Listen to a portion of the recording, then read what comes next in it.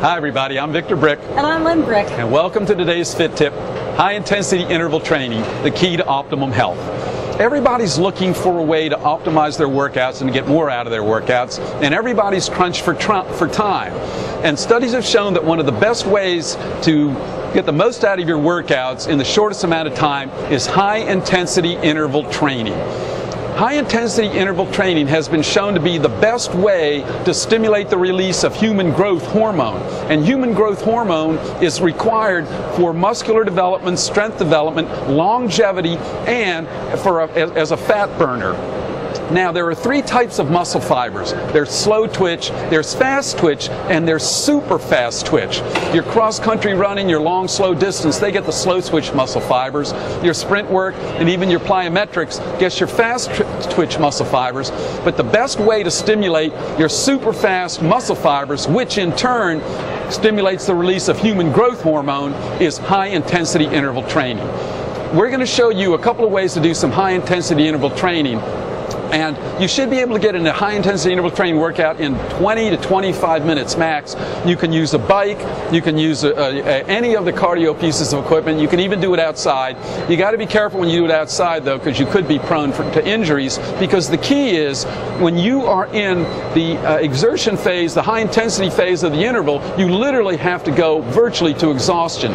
So let's take on a stationary bike. My able assistant will warm up for 3 minutes, and then for 30 seconds she'll go all out. And when she goes all out for 30 seconds, she is trying to get to the top of her target heart training zone, which is 220 minus her age. 220, I won't say what her age is, but she would roughly try to get to 165. You can do the math. And she's going hard for 30 seconds. Pick it up, 30 seconds, 30 seconds. She goes as hard as she can, using the heart rate monitors on the bike to gauge her heart rate. And then after 30 seconds, she would slow back down. And when she slows back down, she's almost there. You keep going as hard as you can. When she slows back down, then she would go in the recovery phase for 90 seconds. And this is the Super 8 training that Dr. Mercola recommends. She would do 8 phases of this, 30 seconds hard, 90 seconds recovery. And each phase, of course, because her recovery phase, she's not fully rested and not a full rest phase, each high-intensity phase would become more and more difficult up until the 8th phase, and then she would cool back down for a couple of minutes. As I said, you could do this on any piece of equipment. You could run, for instance, and you sprint all out for 30 seconds and then slow back down for 90 seconds. You don't have to necessarily use the exact time. You might go a little longer, a little shorter, but anything much more than 30 seconds and you're really not going to stimulate the super fast twitch muscle fibers.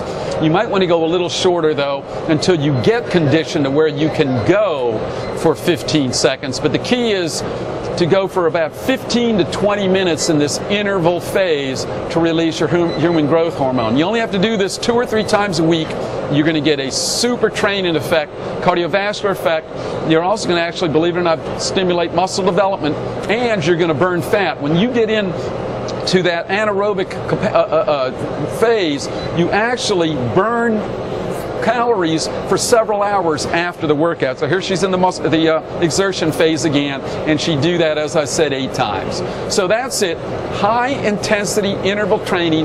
Maximize your workouts in the shortest period of time. Now, if you enjoyed this Fit Tip, please feel free to pass it on to a friend. And for a text version of this Fit Tip or for past Fit Tips, you can visit our website at www.brickbodies.com. Now, we close every Fit Tip with a corny joke for the day. And the corny joke for this day, in honor of New Year's, is, why did the rocket lose its job? Why did the rocket lose its job? I don't know.